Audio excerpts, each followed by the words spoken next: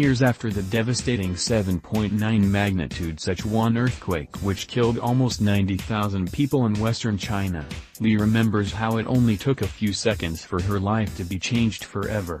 "I didn't know what was going on because I had never experienced this before. My ex-husband suddenly dragged my hands and we began to run, and the next minute I was buried," she told CNN. Her home was in Dujiangyan, one of the cities closest to the epicenter of the quake, which was so strong it thrust the ground up by almost 30 feet, 9 meters, in some places and caused tremors 925 miles, 1,500 kilometers, away in the Chinese capital Beijing. After being trapped in the rubble for more than 10 hours, Li lost both her legs. The years since haven't been kind to her. Now walking with prosthetic limbs, Li said her husband left her due to her disability and she thought about ending her life. But she said the work of Chinese volunteers and her family had helped her. Now she works as a singer for tourists, assisted by a pension from the Chinese government. "It's my life-altering point," she said. Like Li, Chinese media coverage of the anniversary has focused on the positive, articles commending the rebuilding or discussing how the disaster helped spark a flood of volunteerism. And Wenchuan County, the area hardest hit by the quake, has named the anniversary date as Thanksgiving Day, according to state news agencies in Sichuan. But critics say the coverage masks the deep scars the earthquake left on the region and its people. Photos from the site of the earthquake show not all the damage has been repaired 10 years later. The day the earth shook, the earthquake struck in a mountainous, relatively isolated region in western Sichuan, with many of the worst affected areas hours' drive from the capital Chengdu. While Li was in her home when the tremors began, many of the area's youngest residents were still in afternoon classes at schools. The student death toll stunned the country.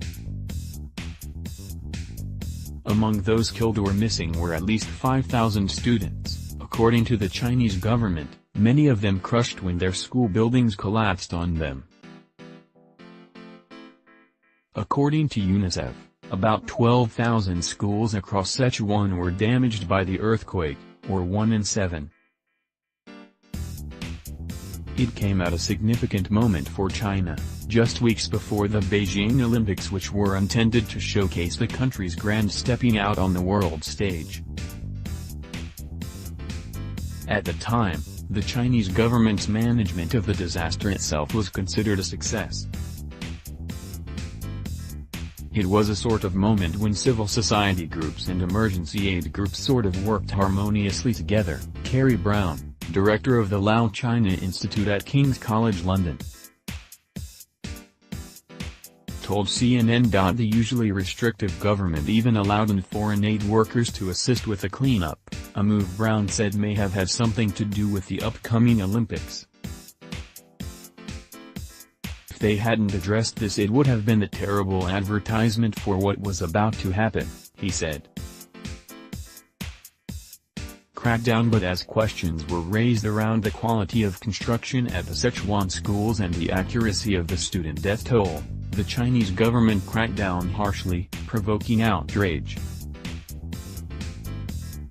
Many of the student deaths were blamed on the poor construction of buildings, thrown together at low cost in the heat of China's economic boom in the 2000s. Activists who worked to help earthquake victims were jailed and complaints about the quality of building materials were silenced. No court cases were allowed to be brought.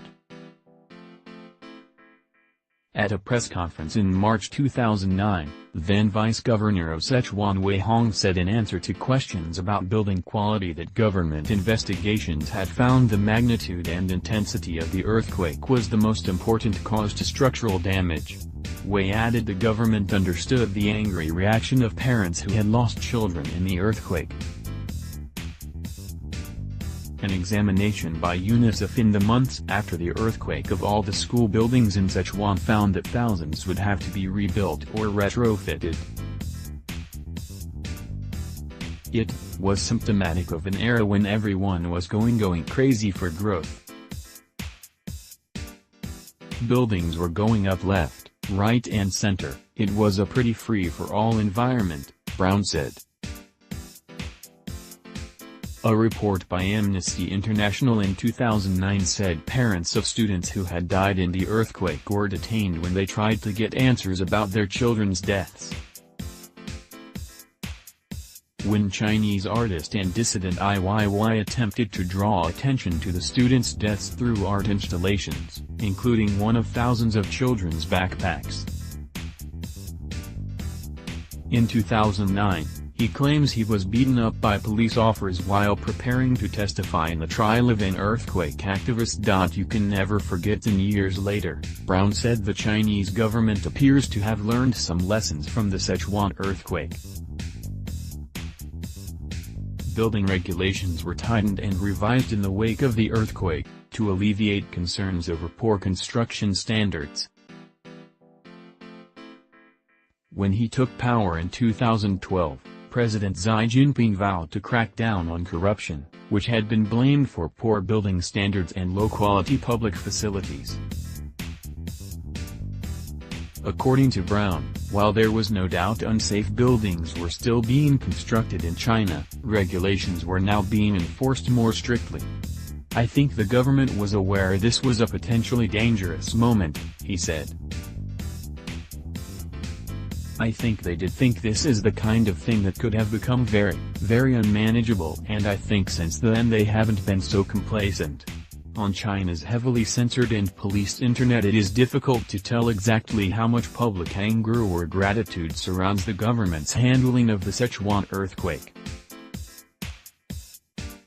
But poor Li Yingxia, the earthquake and its consequences are still very real for her. She just finished her last surgery on her legs and still has 3 steel pins in her face. The earthquake is something you can never forget, she said. I grew a lot from it. I'm content that I'm alive. Looking back at that period, Li says just one question remains. Although I can understand why my husband left me because of my disability, I can never understand why he didn't visit me when I was in hospital. CNN's Stephen Zhang and Sarah Tillotto contributed to this article.